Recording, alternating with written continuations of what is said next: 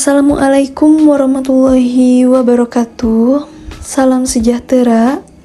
Perkenalkan, saya Nur Halima dari kelompok 3 Brand Management dengan dosen pengampu Bapak C. Gunawan. Kelompok kami akan menjelaskan mengenai strategi brand management dengan chapter 10, yaitu Measuring Outcomes of Brand Equity, Capturing Market Performance, atau mengukur hasil dari kualitas merek. Dengan anggota kelompok kami, yaitu 1.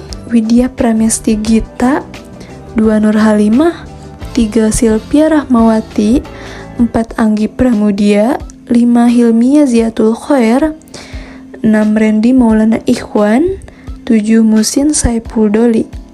Adapun tujuan pembelajarannya: 1. Untuk mengenali multidimensionalitas merek ekuitas dan pentingnya berbagai metode untuk mengukurnya. 2. Membandingkan berbagai metode komparatif untuk menilai ekuitas merek. 3. Menjelaskan logika dasar dengan cara analisis conjoint bekerja. 4. Tinjau berbagai metode holistik untuk menilai merek ekuitas. Baik, untuk materi pertama yaitu metode perbandingan. Dalam metode perbandingan dibagi 3 macam. Yang pertama, metode komparatif, 2. Pendekatan komparatif berbasis pemasaran, dan yang ketiga, analisis conjoint. Selanjutnya ada pendekatan komparatif berbasis merek. Pendekatan ini menggunakan eksperimen di mana satu kelompok konsumen merespon elemen program pemasaran atau beberapa aktivitas pemasaran ketika dikaitkan dengan merek target.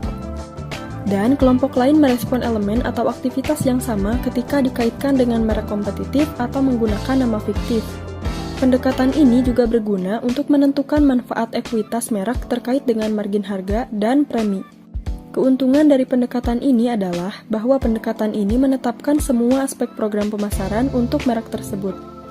Pendekatan ini memahami dengan tepat bagaimana pengetahuan tentang merek mempengaruhi tanggapan konsumen terhadap harga, iklan, dan sebagainya, yang tentunya sangat berguna dalam mengembangkan strategi di bidang yang berbeda ini. Metode komparatif berbasis merek dapat diterapkan ketika aktivitas pemasaran yang dipertimbangkan mewakili perubahan dari pemasaran merek sebelumnya. Misalnya, promosi penjualan atau perdagangan baru, kampanye iklan, atau perluasan merek yang diusulkan.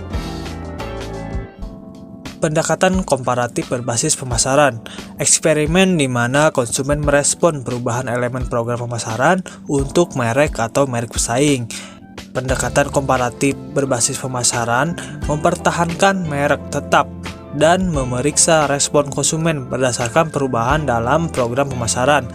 Metode komparatif berbasis pemasaran mengukur perbedaan hasil dari berbagai strategi pemasaran yang diterapkan oleh merek yang sama untuk produk yang sama. Metode-metode ini berfokus pada tingkat pengaruh program pemasaran yang berbeda terhadap kinerja merek secara keseluruhan. Analisis conjoint. Analisis conjoint adalah teknik multivariat berbasis survei yang memungkinkan pemasar membuat profil proses pengambilan keputusan konsumen sehubungan dengan produk dan merek. Nilai bagian, nilai yang dilampirkan konsumen ke setiap tingkat atribut seperti yang diturunkan secara statistik dengan rumus gabungan, aplikasi, dan kritik. Metode holistik. Metode komparatif digunakan untuk memperkirakan manfaat spesifik dari ekuitas merek. Metode holistik menempatkan nilai keseluruhan pada merek baik dalam istilah utilitas abstrak atau istilah keuangan konkret.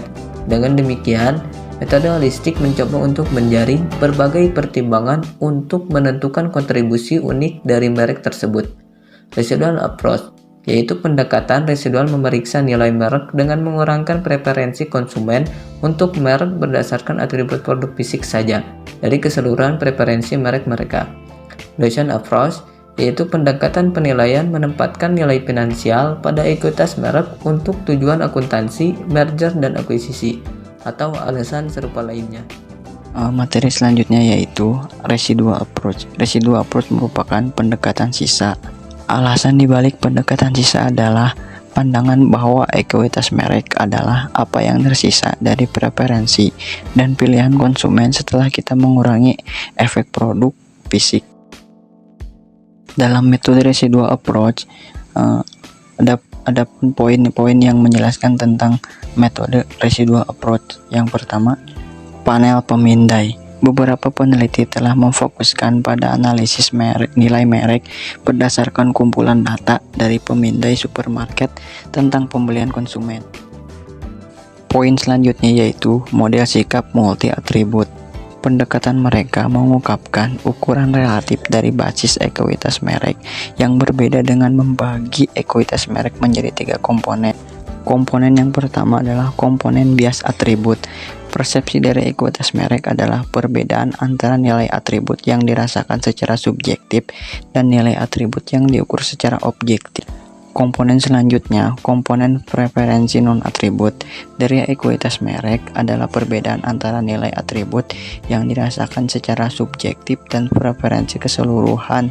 Ini mencerminkan penilaian keseluruhan konsumen terhadap suatu merek yang melampaui utilitas atribut produk individu.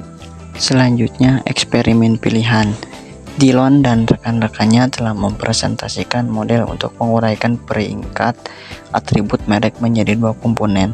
Yang pertama, asosiasi khusus merek, yang berarti fitur, atribut, atau manfaat yang dihubungkan konsumen dengan merek.